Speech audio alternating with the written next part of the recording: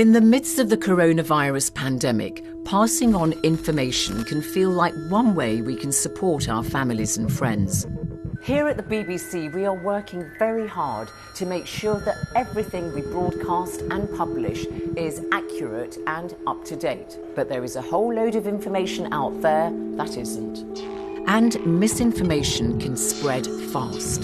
If a message is sent to a WhatsApp group of 20, then each of them shares it with 20 other people, and this happens 5 times, it can reach more than 3 million people very quickly. Untruths can take many forms. One of the most common we're seeing is copied and pasted messages being passed around on WhatsApp or in Facebook groups containing bad advice or fake cures. And because these are shared by a friend or trusted source, it's not obvious who wrote these messages in the first place. Often they're attributed to a vague source like a friend's friend who's a doctor, soldier, or works for the government. For example, a voice note has been spreading on WhatsApp.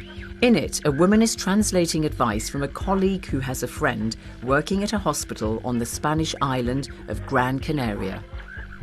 Some of the tips are helpful, such as washing surfaces thoroughly. But the voice memo includes misleading advice as well. The speaker suggests sunlight neutralises the virus and that coronavirus can be killed by taking a sip of warm water every 20 minutes. There is no scientific basis for either of these claims. If you're not sure the whole post is true, it might do more harm than good to share it. And if the source isn't easily identifiable or the story hasn't been reported elsewhere, then it really is worth being sceptical about it. Pictures taken out of context can also be really misleading. A video from Italy was posted on Twitter showing military vehicles on the streets. There were rumours they were responding to coronavirus riots. In fact, they were returning from routine exercises that had nothing to do with the outbreak. Some of us may share information with our friends as a joke or to lighten their mood. But even if they don't take it seriously, others might.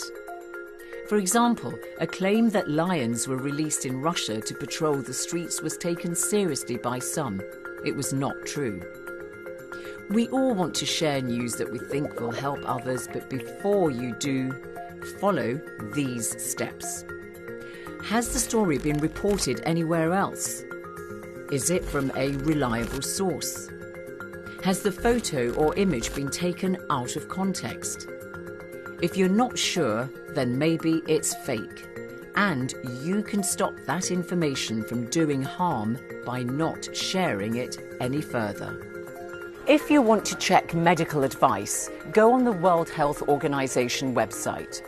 And if you feel that a story isn't real, you can always look to a reliable source like the BBC.